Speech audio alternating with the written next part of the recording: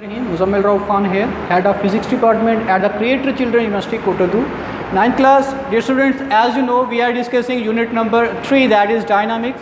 We are discussing advantages and disadvantages of friction. पिछले lecture में हमने देखा कि फ्रिक्शन क्या होती है. Friction opposes the motion of moving objects, यानी जो हरकत करने वाले अजसाम होते हैं उसकी मोशन को वो अपोज कर रही होती है, उसको रिजिस्ट कर रही होती है. उसके बाद हमने उसके फैक्टर्स देखे थे. फैक्टर्स क्या होते हैं? एक तो उनके दरमियान नेचर ऑफ द सरफेस होता है, दूसरा उनकी प्रेसिंग फोर्स होती है, इनके ऊपर वो डिपेंड कर रहा होता है. फिर फोर्स ऑफ लिमिटिंग फ्रिक्शन के बारे में देखा था हमने, Fs is equal to mu mg. अब हमने देखना है advantages and disadvantages of friction. आपको पता है कि कोई भी चीज़ होती है जिसके जितने फ़वायद होते हैं उस लिहाज से उसके कुछ ना कुछ ड्रॉबैक्स भी होते हैं, उसके डिसएडवांटेजेस भी होते हैं. इसी तरह से फ्रिक्शन के जैसे जैसे कुछ फ़वायद हैं उसी लिहाज से कुछ उसके नुकसानात भी होते हैं. अब डिसएडवांटेजेस उसके क्या होते हैं भी?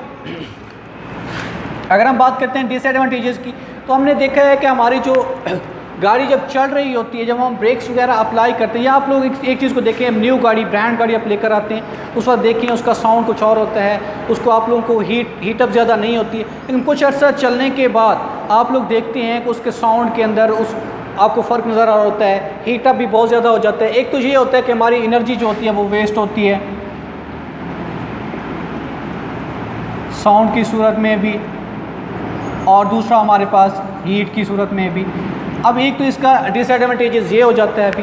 दूसरा हमारे पास जब गाड़ी चल रही होती है, चलने के बाद वो वेयर एंड टेयर हो जाता है. हमारे पास वेयर एंड टेयर क्या होता है? टूट फूट का शिकार हो जाती है. अभी जब मुख्तलिफ हमारे पास रोड्स के ऊपर वो गाड़ी चल रही होती है तो वो टूट फूट का शिकार हो जाती है. ये हमारे पास उसके डिसएडवांटेजेस हो जाते हैं. अगर हम एडवांटेजेस की बात करते हैं, फ़वायद क्या होते हैं फ्रिक्शन के, तो सबसे पहला फ़ायदा तो ये है कि हमें चलने के लिए फ्रिक्शन रिक्वायर होती है. जब तक फ्रिक्शन नहीं होगी हम चल नहीं सकते हैं. जब तक फ्रिक्शन नहीं होगी हम चल नहीं सकते हैं. दूसरा, रुकने के लिए भी हमें फ्रिक्शन की ज़रूरत होती है.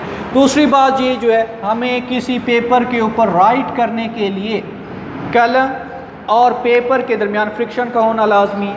अगर फ्रिक्शन नहीं होगी तब हम राइट नहीं कर सकते हैं. इसके अलावा हमारे पास जो फ्रिक्शन होती है वो हमें चलने की काबिल बनाती है. दूसरा, हमारे पास ऐसी जगहों पर जहाँ पर स्लिपरी ग्राउंड्स होते हैं, जहाँ पर फ्रिक्शन कम होती है, वहाँ पर हम एहतियात कर रहे होते हैं कहीं ये ना हो कि हम स्लाइड कर जाएं, फिसल जाएं, गिर जाएं. तो उसके लिए हमें फ्रिक्शन का होना वहाँ पर लाजमी होता है. यानी फ्रिक्शन के ना होते हुए कोई भी ऑब्जेक्ट जो है वो मोशन नहीं कर सकता. फ्रिक्शन के अंदर रहने के लिए, यानी हमारे पास किसी ऑब्जेक्ट को मोशन में लाने के लिए या किसी ऑब्जेक्ट को रोकने के लिए, दोनों सूरतों में फ्रिक्शन का होना लाजमी है. अगर फ्रिक्शन होगी तो वो ऑब्जेक्ट मूव कर सकता है, अगर फ्रिक्शन नहीं होगी तो ऑब्जेक्ट मूव नहीं कर सकता. इसके बाद आप लोगों का टॉपिक है method to reducing friction. Friction को कम करने के तरीके. इंतहाई अहम शॉर्ट क्वेश्चन भी और लॉन्ग क्वेश्चन भी. समटाइम्स आप लोगों का सवाल आता है define friction, how we can reduce the friction, या write the method to reduce the friction. अब ये आप लोगों को लॉन्ग क्वेश्चन आ जाता है अभी. इसमें आप लोगों ने क्या करना होता है? फ्रिक्शन को डिफ़ाइन करना होता है, उसके फैक्टर्स लिखने होते हैं अभी. उसके बाद आप लोग क्या करते हैं अभी? फ्रिक्शन को कैसे कम किया जा सकता है उसके जो तरीक़ाकार होते हैं वो आप लोग लिखते हैं. तो सबसे पहला तरीक़ाकार तो ये है, आप लुब्रिकेट कर दें जो सरफेस है. लुब्रिकेट करने पर, ऑयल या ग्रीस का इस्तेमाल करने पर उनके दरमियान जो स्ट्रीमिंग हो रही होती है, जो गुड़गड़ाहट हो रही होती है, वो भी ख़त्म हो जाती है और उनकी मोशन जो है वो भी इंक्रीज़ हो जाती है. फ्रिक्शन को कम किया जा सकता है. अभी फ्रिक्शन जैसे ही कम होगी उसकी मोशन जो है वो इंक्रीज़ हो जा सकती है. अभी दूसरा उसका पॉइंट होता है अभी मेकिंग स्मूथ सरफेसेस.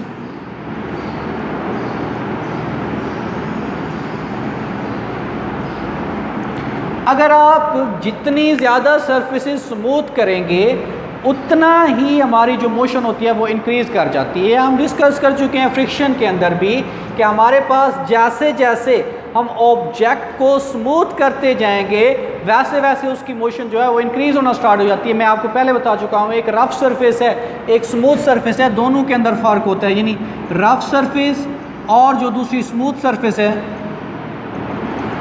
इन दोनों में डिफरेंस होता है मोशन के लिहाज से.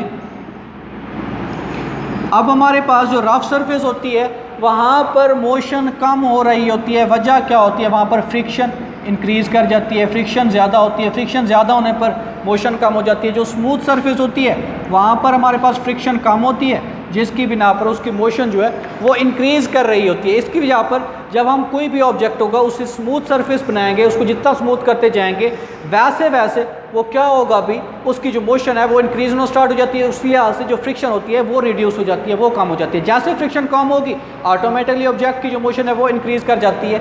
तीसरा उसका जो पॉइंट है वो हमारे पास जो भी ऑब्जेक्ट है उसको हम क्या करते हैं भी स्ट्रीम लाइन,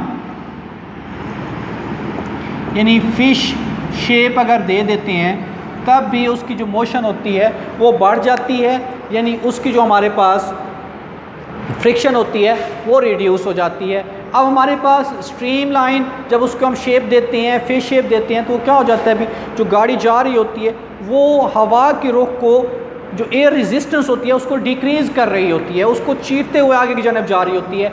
आपने एरोप्लेन देखी हैं, एरोप्लेन नोकदार बनाए जाते हैं, वजह क्या होती है कि एयर रेजिस्टेंस को कम किया जाए। गाड़ियाँ आप देखते हैं उनके बोनेट देखते हैं वो भी आगे से नोकदार बनाए जाते हैं। इसकी लॉजिक क्या होती है कि जो हमारे पास एयर रेजिस्टेंस है उसको मिनिमम किया जा सके, उसको जितना कम किया जा सके वो उससे हमारे पास क्या होता है जो फ्रिक्शन होती है वो रिड्यूस होती है, ऑब्जेक्ट की जो मोशन होती है वो इंक्रीज़ करना स्टार्ट कर देती है। इसका लास्ट पॉइंट होते हैं यूजिंग बॉल बेयरिंग्स।